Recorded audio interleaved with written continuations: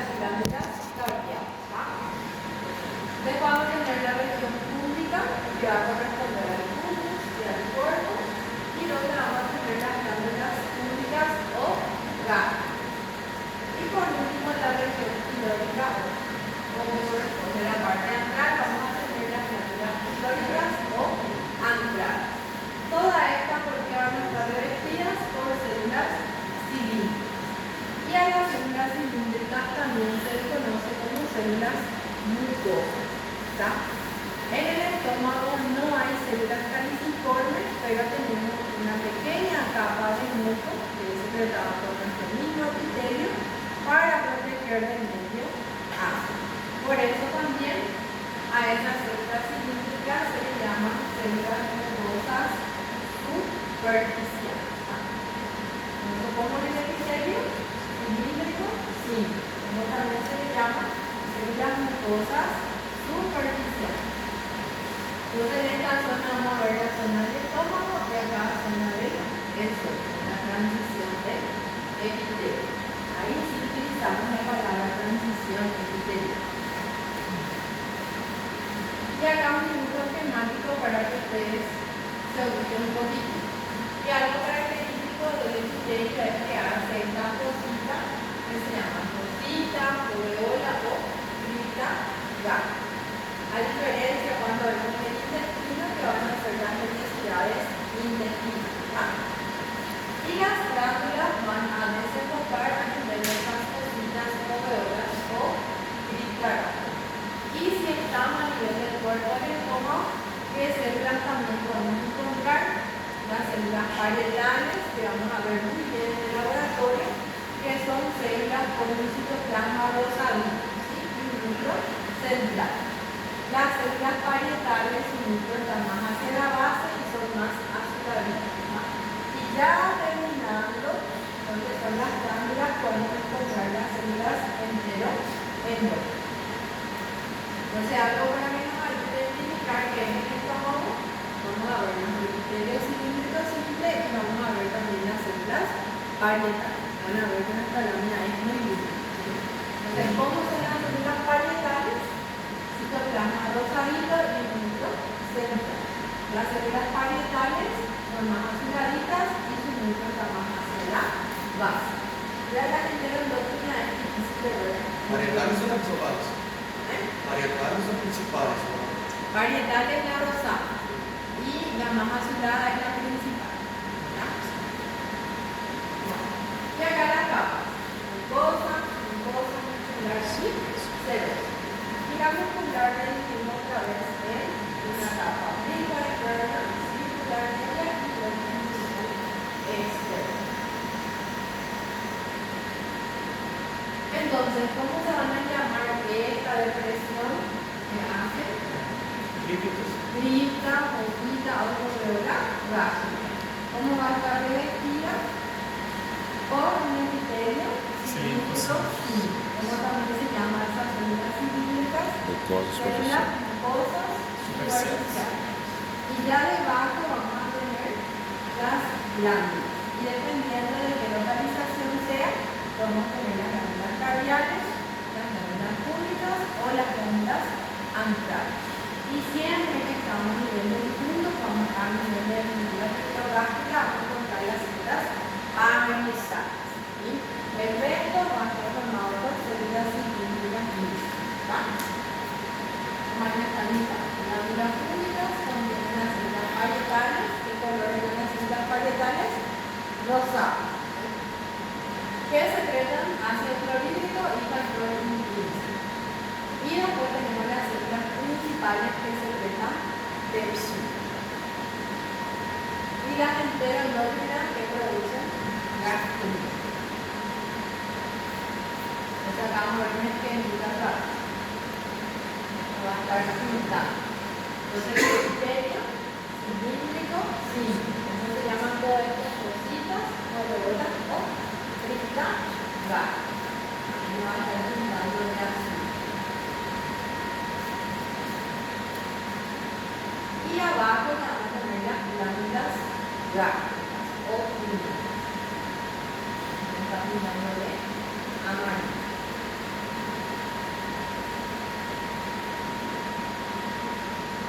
La línea propia es todo lo que rodea a las glándulas de la cocina.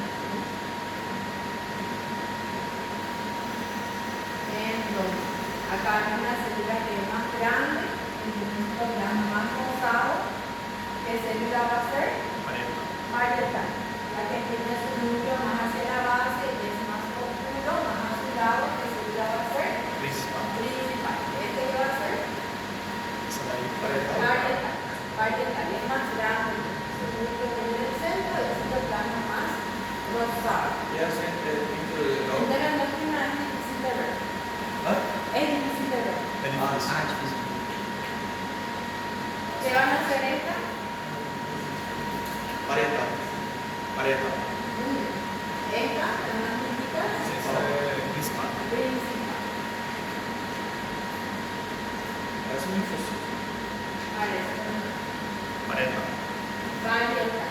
Citoplasma rosado, inicio, célula.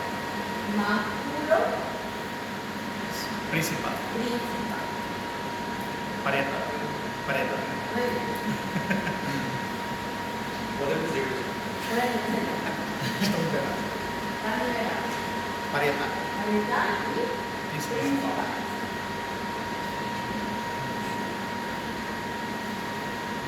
Y otra característica también en la parte antral, que ya sería la parte terminal, algo para identificar, las criptas acá son más profundas, ¿sí?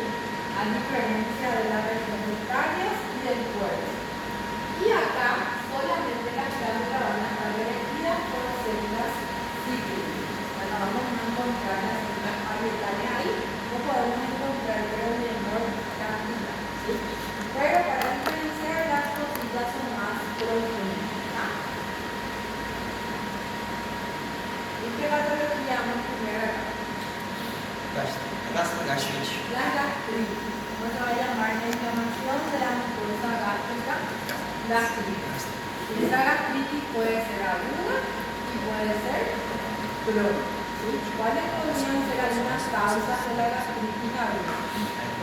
Sería H'. Temas con crónica. Aires. Por ejemplo, consumo excesivo de aire, café, estrés, todo eso puede desembocar a una gastritis aguda. Ya la gastritis crónica va a tener una causa principal que es la infección por el Helicobacter pylori. El 90% de los pacientes que tienen gastritis crónica son positivos para el Helicobacter pylori, ¿sí?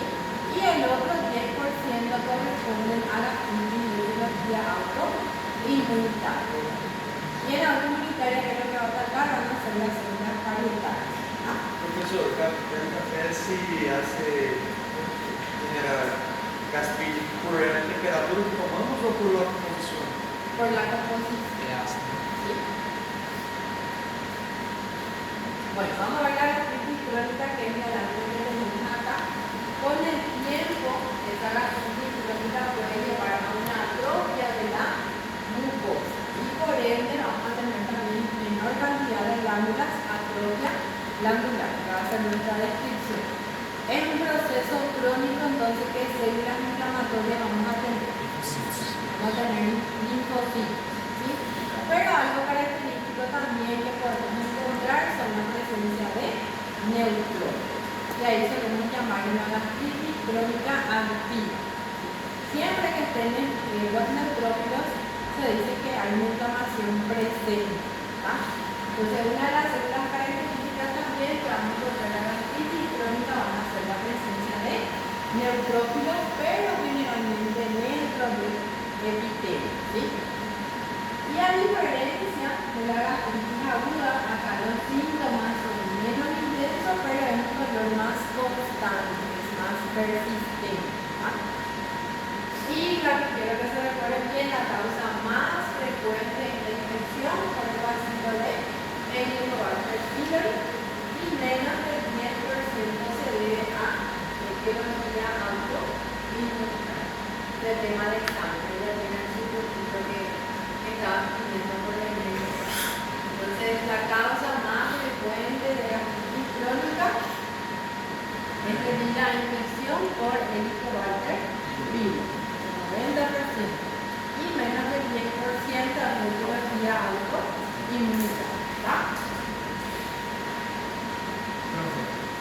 caso dessa autoimunitária, seria devido à fator genético? A pessoa que tem antibodios milhares? Autoinmune. ¿Y qué célula lo que va a atacar va a ser la célula parietal? ¿Sí? ¿Y qué secretaban las células parietales? Ácido clorhídrico y factor intrínseco. ¿Y para qué era importante el factor intrínseco? Para absorción de vitamina B2. Entonces, ¿qué estos pacientes pueden presentar? Anemia. Y otra característica de la gastritis crónica por Helicobacter pylori, primero que es la causa más frecuente de gastritis crónica. Otra característica importante es generalmente se ubica en el antro del estómago, a diferencia de la que va a ser de etiología comunitaria que afecta más el cuerpo, ¿sí? Entonces acá hay menor secreción de ácido, entonces ese Helicobacter pylori puede sobrevivir más. Entonces, ¿dónde es más frecuentemente la gastritis por Helicobacter pylori? En la región antral, está en rojo. ¿Sí? Y a diferencia, la autoinmunitaria es más a nivel del cuerpo, donde tenemos las células parietales. Cuando afecta también el cuerpo y el fondo, le llamamos de pangastritis. Pan significa afectación completa. Y esta gastritis también se asocia con el enemigo de la glucosa, llamada gastritis atrofia gástrica multifocal. También puede tener presencia de metaplasia intestinal, que eso significa que va a tener células caliciformes. ¿Sí? Y recordarlo también de que esto puede evolucionar con el tiempo a un tumor, que va a ser el adenocarcinoma gástrico, que vamos a ver que vamos a tener dos morfologías, una morfología intestinal y una morfología difusa. ¿Y a qué tipo va a evolucionar la gastritis crónica con metaplasia intestinal? A la morfología intestinal o difusa. Intestina. Sí, intestina. Puede evolucionar. Entonces hay aumento de riesgo de adenocarcinoma.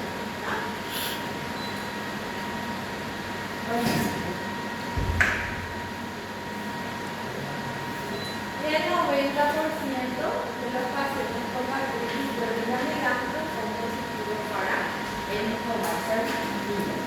El estómago es un tema de examen sí o sí.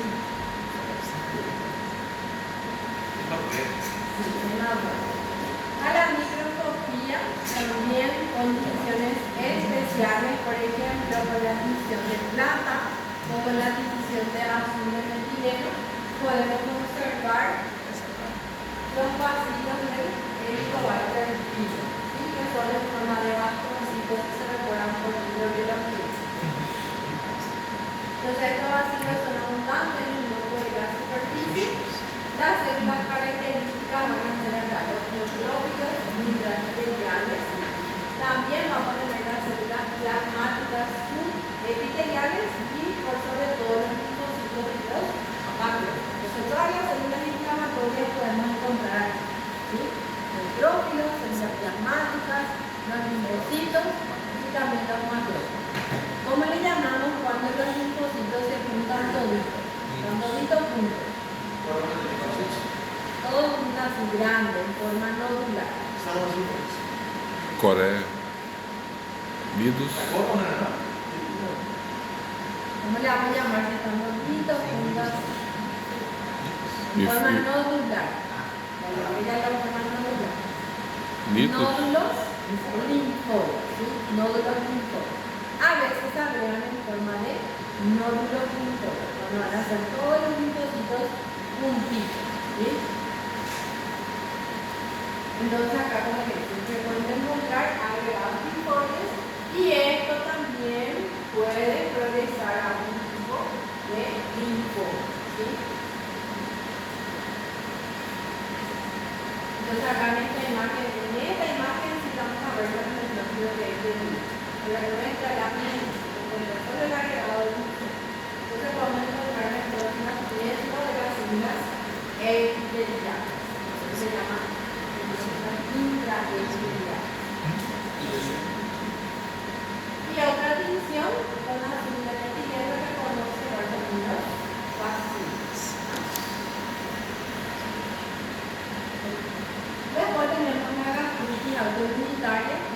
corresponde a menos del 10% de las gastritis. ¿Sí? ¿Dónde va a ser frecuentemente? A nivel del cuerpo, a nivel del cuerpo del estómago. ¿Dónde era más frecuente el Helicobacter pylori? A nivel del ano. Muy bien. Esto también puede inducir una hipergastrinemia, porque recuerden que va a haber menor secreción de ácido y la gastrina va a comenzar a aumentar. ¿Ya?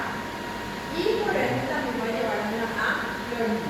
Recuerden que las células parietales que secretan ácido clorhídrico y Factor factor intrínseco. si tenemos algo que está inhibiendo eso, no va a haber producción de ácido clorhídrico que va a llevar a clorhídrico, no va a haber producción de factor intrínseco a que va a llevar eso a Deficiencia. También acá podemos encontrar esta plasia intestinal, así como la gastritis por Helicobacter pylori, y también esto aumenta el riesgo de adenocarcinoma gástrico, pero en morfología intestinal. Y cuando nosotros ya no observamos las células parietales principales, llamamos células clínicas absortivas. ¿Está? ¿Qué células también vamos a encontrar acá? Los mismos linfocitos, plasmocitos, macrófagos también.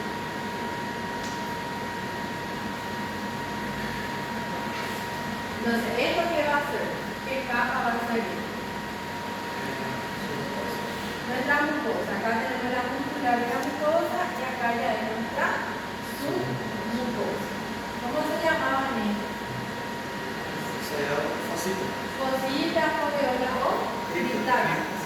Si nosotros nos recordamos de la imagen que vimos hace rato, muchas glándulas teníamos debajo de estas cositas. ¿Verdad?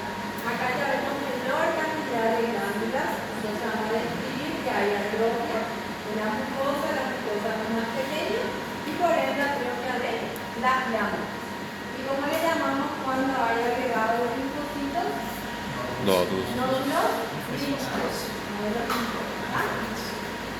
Y cuando están dispersos los linfocitos, ahí le llamamos de infiltrado Linfocitario. Entonces, cuando están todos juntitos, nódulos linfáticos. Cuando están dispersos, infiltrados. Ahí vamos a describir los dos. Nódulo linfoide y también el infiltrado. Ahí es más la región del cardias. Del cuerpo.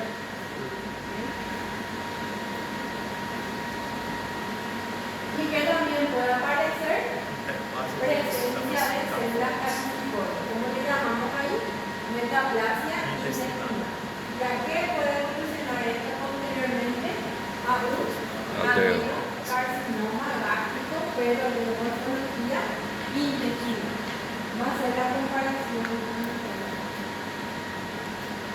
No sé qué pasó. Pero había una imagen, no, el otro que se me ¿sí? Donde veamos una gastritis crónica o metaplasia intestinal y luego con el tiempo ya que evoluciona a un adenocarcinoma gástrico de morfología intestinal. ¿Sí? Porque no tiene que evolucionar a úlcera, ¿no? Vamos a ver que hay un tipo de cáncer que se presenta con forma de úlceras. Por eso, todas las úlceras que hay a nivel del estómago siempre hay que someterlas a estudio. Adiós. ¿Sí? Y ya los tumores gástricos, ¿cómo se va a llamar nuestro tumor gástrico? Tenemos glándulas, Adeno. se van a llamar adenocarcinos. ¿Ya? Adenocarcinos. Pueden haber también tumores benignos, los más frecuentes son los malignos, y así como vimos en el esófago también se relacionan con mal pronóstico porque el diagnóstico ya está allí. ¿No? Entonces los tumores gástricos vamos a tenerlos adenocarcinoma gástrico. Hay otros tumores también que van a venir bien, pero el 90% de los tumores corresponden a los adenocarcinomas. Podemos tener lesiones precursoras como la gastritis crónica atrófica, el tirocardio con metaplasia intestinal. O también los adenomas gástricos pueden evolucionar a un adenocarcinoma. La mayoría va a afectar la copatina menor en el antro, hay diversos factores de riesgo involucrados con esta patología. ¿Ya? Y como les dije, la mayoría de los cánceres se descubren en estadios tardíos cuando la neoplasia ya han nacido, estructuras adyacentes o haya hecho ya metástasis. Esta clasificación del tema de examen, ¿verdad? Muy bien. Entonces vamos a tener dos clasificaciones acá importantes. Una clasificación macroscópica y una clasificación microscópica. ¿Sí? Tienen que leer siempre bien cuál es lo que es macroscópica o microscópica. La clasificación macroscópica se llama clasificación de Born y la microscópica se llama clasificación de Laurent. La macroscópica se va a dividir en 4 tipos. Tipo 1, que le llamamos polipoides, se van a presentar como masas polipoides. Tipo 2 se presentan como masas ulceradas, por eso les dije que todas las úlceras a nivel del estómago tienen que someterse a estudio para descartar el proceso maligno. Después el tipo 3 tenemos que se llama úlcera infiltrante y el tipo 4 ya es la limpitis clásica. Y algo que siempre la doctora Coa pregunta, ¿cuál es la de peor pronóstico? Es la limpitis clásica. Siempre todos los exámenes sí o sí preguntan. ¿Cuál es la de peor pronóstico? La limpitis clásica o la tipo 4. Entonces esta es la clasificación macro. Tipo 1, polipoide, tipo 2, ulcerado, tipo 3, ulcerado infiltrante, y tipo 4, limpitis clásica. Y cuando ustedes leen la palabra cáncer gástrico avanzado, significa que va más allá de la submucosa, inclusive llega hasta la muscular. Y cuando encuentran la palabra cáncer gástrico temprano, eso significa que está solo limitado a la capa mucosa. Entonces temprano, solo limitado a la capa mucosa, y avanzado ya su mucosa y hasta inclusive la muscular. Y vamos a ver acá una imagen. Entonces sacamos una imagen de una masa que sobresale de la mucosa en forma polipoide. ¿A qué grado corresponde? Es una clasificación de Born tipo 1. Acá vemos una masa que sobresale. ¿A qué grado corresponde? Tipo 1 o polipoide. Según la clasificación de Born. Parece una pata de pollo. ¿Sí? ¿Qué? Una pata de pollo. Caderita. Una cadenita. Me parece. Sí. Entonces, polipoide tipo 1. ¿Cuál era el tipo 2? Ulcerado. Ulcerado. El tipo 2, ulcerado. Así aparentemente parece que esto va a ser benigno, pero hay que hacerle equilibrio. ¿Qué les parece que va a ser? Ulcerado ya, infiltrante. ¿A qué va a corresponder? ¿A qué grado? 3. Tipo 3. Muy bien. ¿Cuál nos falta? Limpitis. Limite clássica. Limite clássica. Ya la limite. Prática é escrever. Ya la limpitis clásica deforma completamente lo que es el estómago. Ustedes ya no pueden más decir que era el estómago, ¿verdad? Ya se va perdiendo los pliegues, la pared gástrica ya se vuelve más gruesa. ¿Sí? Y si se recuerdan ustedes, el semestre pasado, cuando vimos generalidades y neoplasias, cuando tenemos un depósito excesivo de tejido conjuntivo, ¿cómo le llamamos? Condroid. ¿Qué llamamos? Cuando Positivo. hay un depósito excesivo de tejido conjuntivo que acompaña a las neoplasias. Conjuntivitis.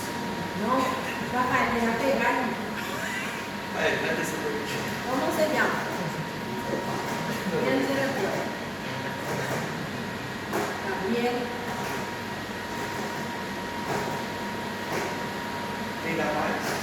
Tecido conjuntivo. William, Estou só com farma na cabeça. acompaña.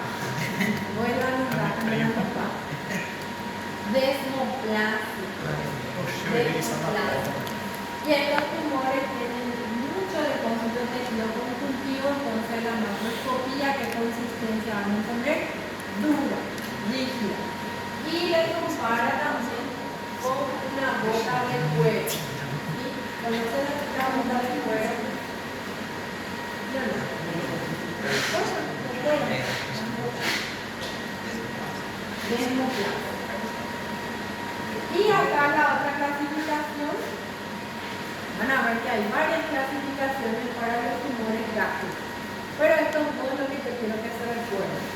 La clasificación de Borman, que es la clasificación macroscópica, y la clasificación de Laure, que es la clasificación microscópica. Y Laure lo divide en dos tipos: morfología intestinal y morfología difusa. En la morfología intestinal sí se conocen lesiones reductoras, como la gastritis crónica con metaplasia intestinal. Y algo característico es que suelen formar masas ulceradas o exofíticas, o sea, tienen un crecimiento expansivo, a diferencia de la morfología difusa que tiene más crecimiento infiltrativo. Las células neoplásicas pueden también contener una o algunas de otras partículas apicales. Y esto, la morfología intestinal, nosotros sí vamos a ver formación de glándulas. A diferencia de la morfología difusa, como ya dice su nombre, ya no voy a observar un patrón glandular. Lo que voy a ver son células dispersas.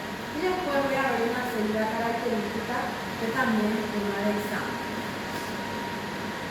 Bueno, entonces acá vemos una imagen de una lesión ulcerada que se llevó a un estudio de biopsia y resultó ser un adenocarcinoma gástrico de morfología intestinal. ¿Sí? Entonces por eso, todas las úlceras a nivel del estómago tienen que someterse a estudio para descartar un proceso maligno. A diferencia de las úlceras que aparecen en un modelo, que la mayoría son úlceras benignas. Esse já seria um grado 3, uma questão doente? Grado 3 vamos clasificar. Y a la microscopía es de la imagen que voy a mostrar ahora.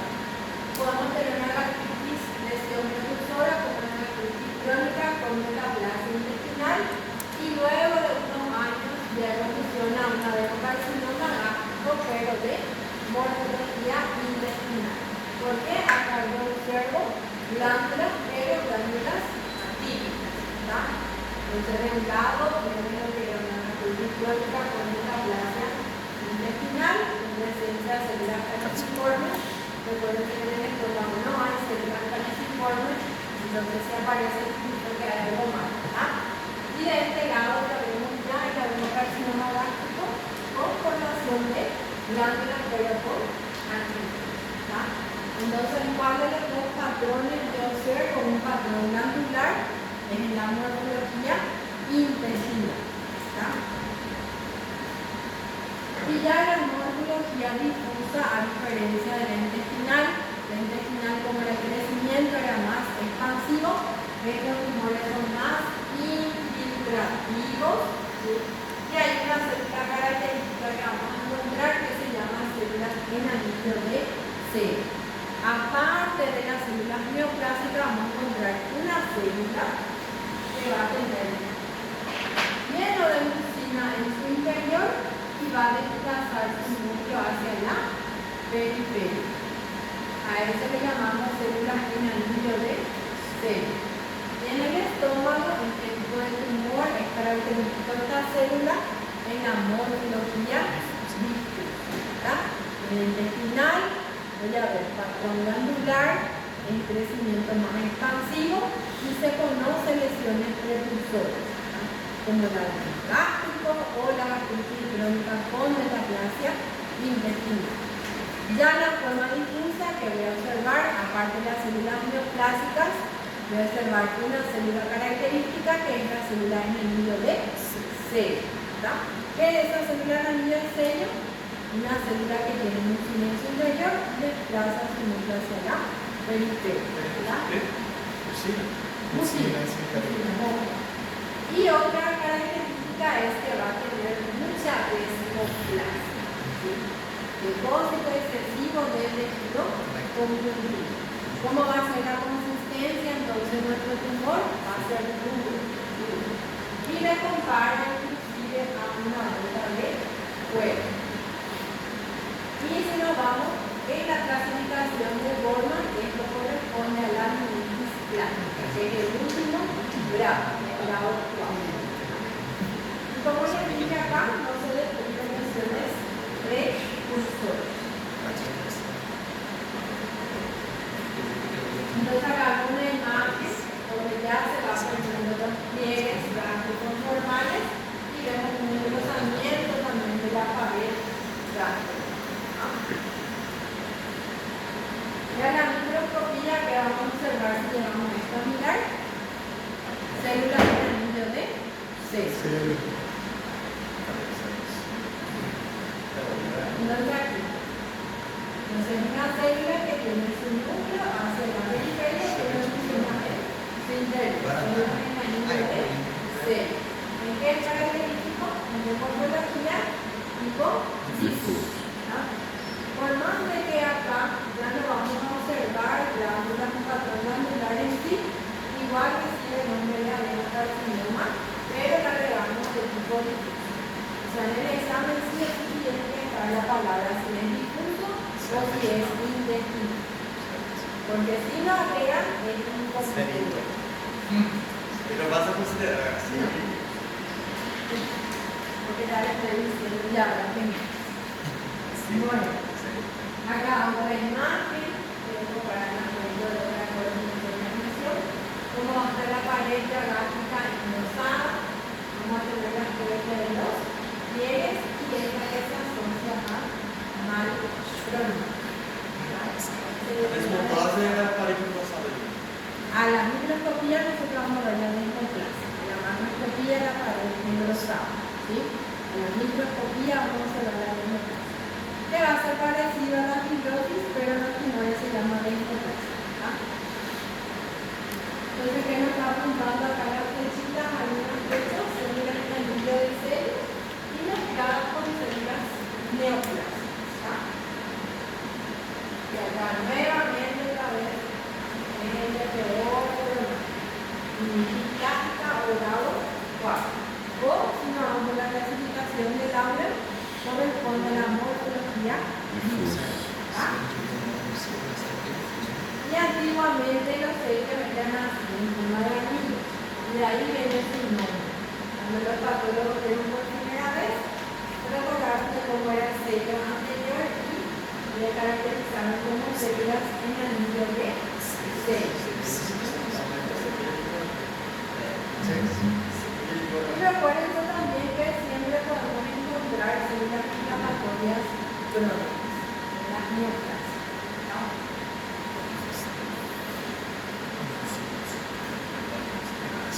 Gracias.